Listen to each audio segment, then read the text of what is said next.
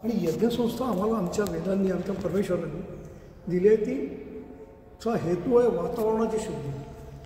वातावरण, एन्व्हायरमेंट, हवा ही सगळ्या सजीवांची अत्यंत निकडीची निवड आहे.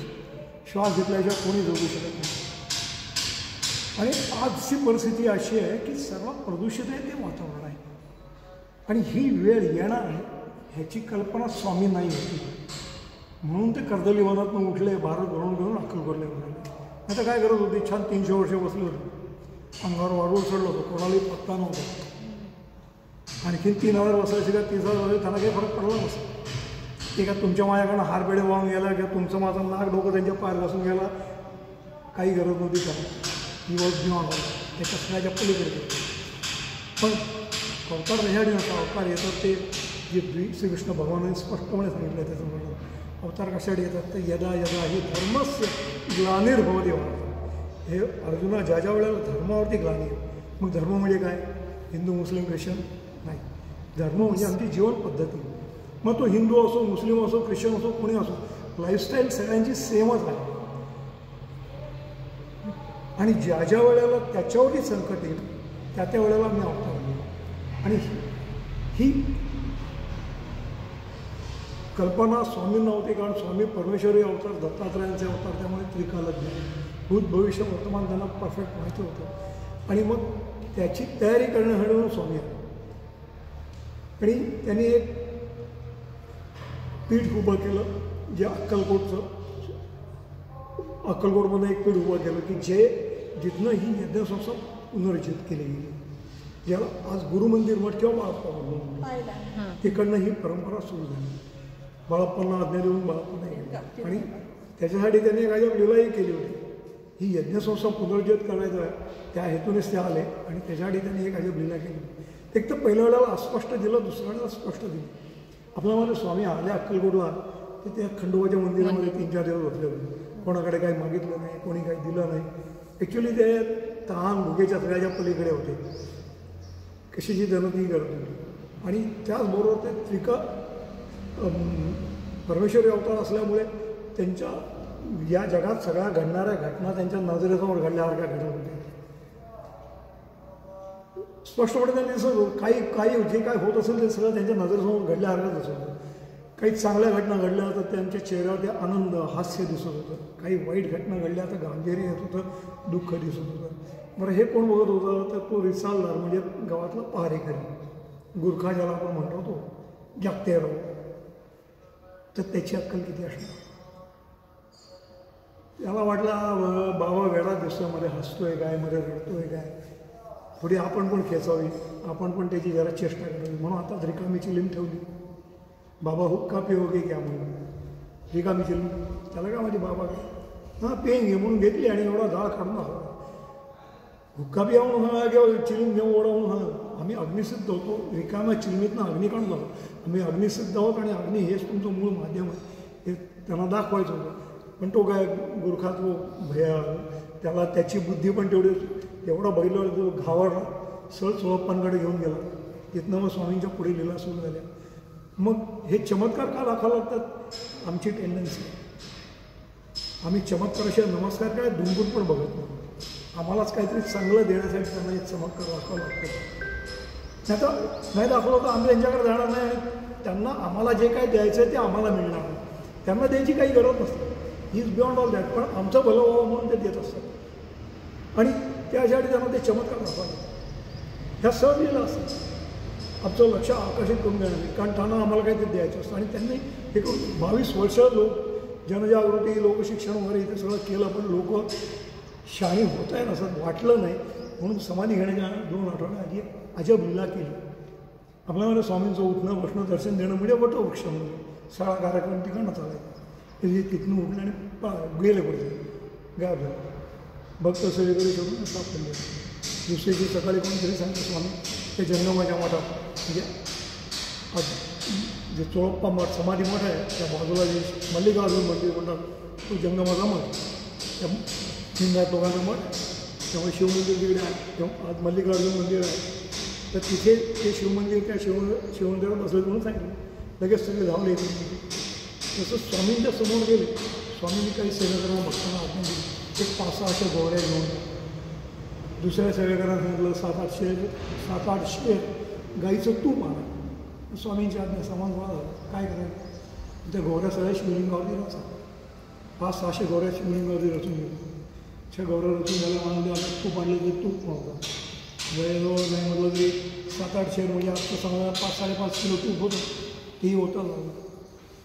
गोवऱ्या रचून झाल्या, तूप उतून झालं. एका भक्ताने सहज विचारलं, आता काय करायचं, आता काय, आता हे पेटून बघतोस काय, पेटून द्यावं असेल. खरं आपण विचारच नाही करू शकतो, कारण त्या उष्णतेने त्या शिवलिंगाला तडा जाईल, भंग होईल, म्हणजे अगौरी कृत्य का अपशकून ह्याच्यामध्ये मोडता येते. पण स्वामींच्या आज्ञा दिलं पेटून. गावातली लिंगात म्हणून डेस्परेट झाली, पण स्वामींकडे बोलायची कोणाची हिंमत नाही. ज्यावेळेला प्रश्न विचारला गेला त्या म्हणाला आम्ही यज्ञ करतो, लिंग देहाचा यज्ञ करतो. आणि असं म्हणून इमिजिएट बाळप्पांना आज्ञा दिली. बाळप्पा एकमेव शिष्य त्यांचे. घ्या फोन घ्या.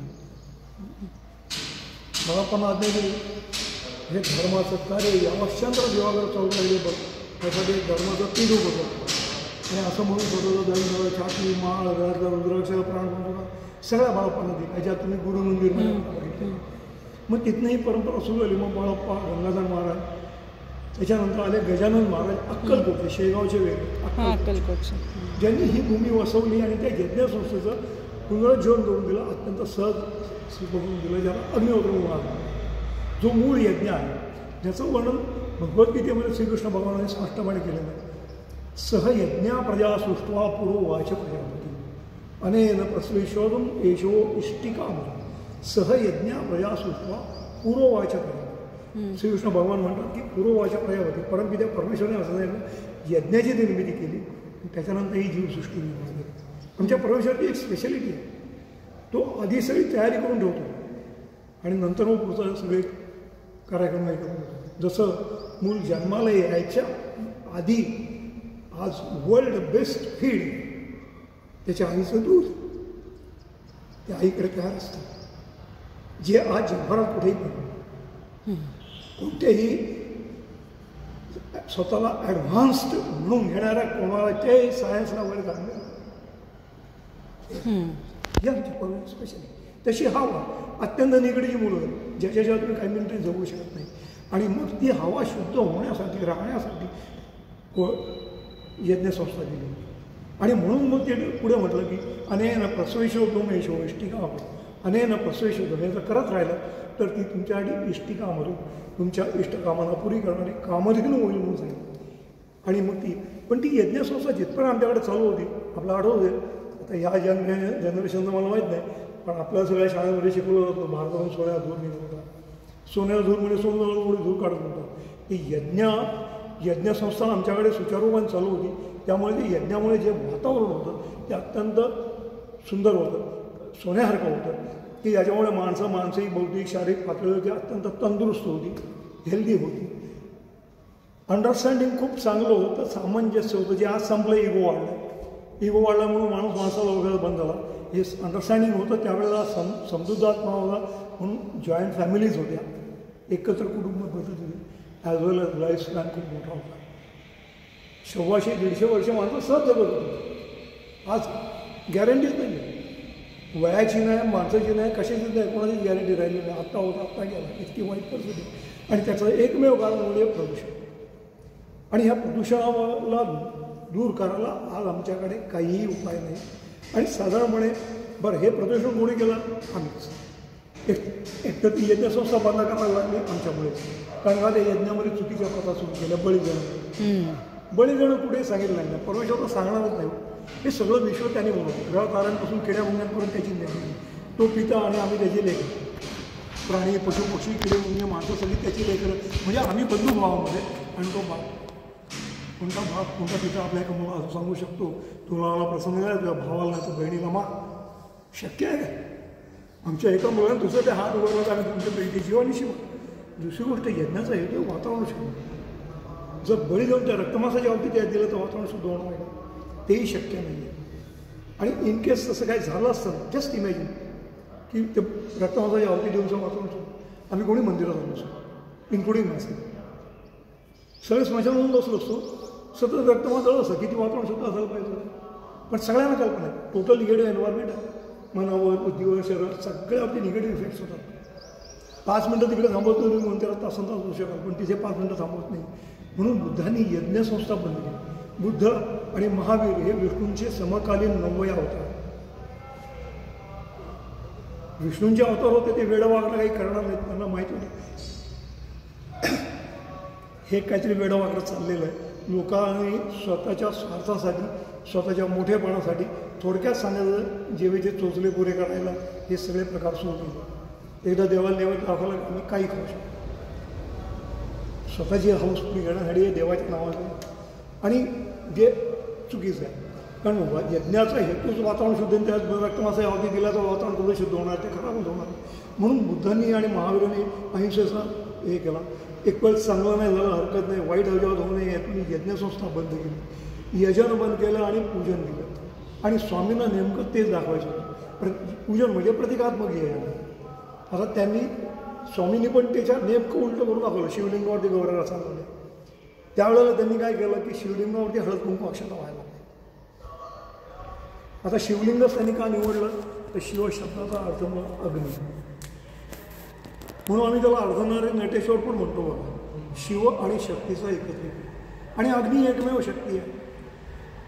जिथपर्यंत इथे आहे तिथपर्यंत ते आहे. तो सूर्य आहे म्हणून आम्ही आहोत, तो अग्नी आहे म्हणून आमचं स्पष्ट बोल. श्रीकृष्ण भगवान म्हणतात अन्नात भवती भूतानी पर्जन्य अन्न संभवा, यज्ञात भवती पर्जन्य यज्ञ कर्म संभवा. आणि यज्ञ हा अग्नीच आहे. पण तो अग्नी इथे सुद्धा जिथपर्यंत आहे तिथपर्यंत आम्ही उभे.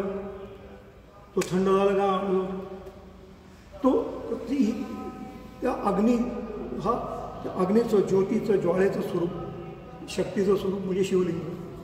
ज्वाळ्याचं स्वरूप खालची शाळुंका यज्ञकुंड, अग्नी प्रज्वलित केलात का सुरुवातीला पिवळा दिसतो, रसरशीत झाला का लाल होतो.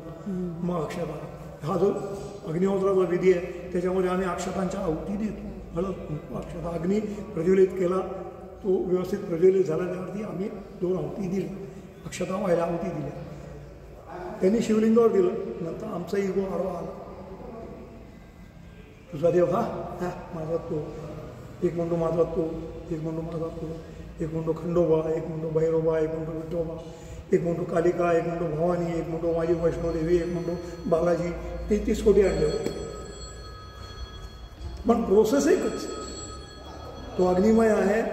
तो अग्नी आम्ही प्रतिकात्मकरित्या प्रज्वलित केला. हळद कुंकू अक्षता, हळद कुंकू व्हायला तो प्रज्वलित झाल्यावरती एवढ्या आहुती दिल्या. आणि स्वामीला नेमकं ते नको होतं, म्हणून आम्ही यज्ञ करतो, लिंग द्यावे, मूळ मार्गाकडे या असं केलं. आणि मग त्याची सुरुवात त्याच्यामुळे महाराज अक्कल करतो. आपण पुढे दर्शन घेऊ. त्यांनी हे त्यांचे वडील शिवानंद स्वामी, जे शिवांचाच अवतार म्हणून त्यांचे वडील श्री शिवमंत होते. एकतर मुळात हे घराणं म्हणजे होळकर संस्थानातले मोठे सरदार राजेसाहेब, हे त्यांना पदवी होती, 86 गावांची जहागीरदारी होती, इतकं हे होतं. वडील ह्यांचे वडील उत्तम ज्योतिषाचार्य, आयुर्वेदाचार्य, पण नेहमी शिवपूजेत रंगले. शिवांसारखा पुत्र ही एक. आणि त्या ह्याच्यातनं एका संतांनी त्यांना सांगितलं की तुमच्यावरती शिवप्रसन्न, तुमच्या पोटी जन्म. आणि यांचा जन्म. यांच्या आजूबाजूला 7 फिरायचे. यांच्या श्वासोश्वासाबरोबर ओंकाराचा नाद ऐकायला येतो. रात्री झोपेमध्ये आपला जो दीर्घश्वास चालतो किंवा काही घोरणं म्हणतात आवाजाला, त्या ह्याच्यामध्ये ओम नमः शिवायचा जप ऐकायला, त्याला नादब्रह्माचं उपासक म्हणतात. असं त्यांचं देव होतं. ही संजीवन समाधी आहे. संजीवन काष्ट म्हणतात तिला. 1 वर्ष आधी कल्पना दिली की पुढच्या वर्षी ह्या दिवशी ही माझी जागा, इतक्या स्पष्ट सगळी कल्पना दिली. आणि त्याप्रमाणे त्यांचं ते हे केलं. 4 एप्रिल 1954 संजीवन समाधी घेतली. ही समाधी घेतली. म्हणजे काष्ट शरीर तिथे आलं आहे. गुरुमंदिरमध्ये त्यांनी हे केलं आणि मग इथे असं अजूनही शरीर वेगळं आहे. शरीर इकडे कुठे की त्या पॉवर्स आहेत तिकडे, त्या पॉवरला वेळा आपण बोलू झालं. अच्छा. सध्या असं ते आहे. वरती जे दर्शन घेतलं ते मोठं शिवलिंग आहे. ते इथे गजानन महाराजांनी 1969 साली जो सोमयाग केला, त्या सोमयागाची आठवण म्हणून ते शिवलिंग स्थापलं. जो सोमयाग बुद्धांनी यज्ञसंस्था बंद केल्यानंतर संपूर्णपणे वेदप्रणित अध्वर, वेदांनी सांगितल्याप्रमाणे अध्वर म्हणजे संपूर्णपणे अहिंसात्मक असा, याच्यामध्ये बळी वगैरे कसली काही कल्पनाही नव्हती, असा सोमयाग तो केला. त्याची आठवण म्हणून त्यांनी स्थापला.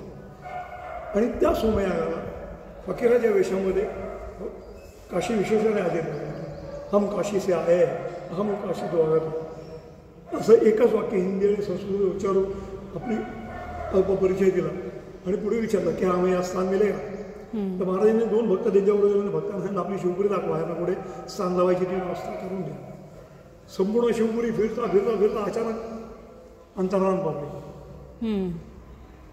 फक्त त्यांनी ठेवलेलं एक आठवण की त्यांचं ते वरती आपण ते मोठं शिवलिंग बघितलं, त्याच पाठीमागे एक पुराणा आहे भिंतीमध्ये, त्याच्यामध्ये एक परशुरामांची मूर्ती त्याबरोबर एक ऑलरेडी छोटं शिवलिंग आहे, ते त्यांचं ठेवलेलं आहे त्यांच्या आठवण. अशी आपली शिवपुरी आहे.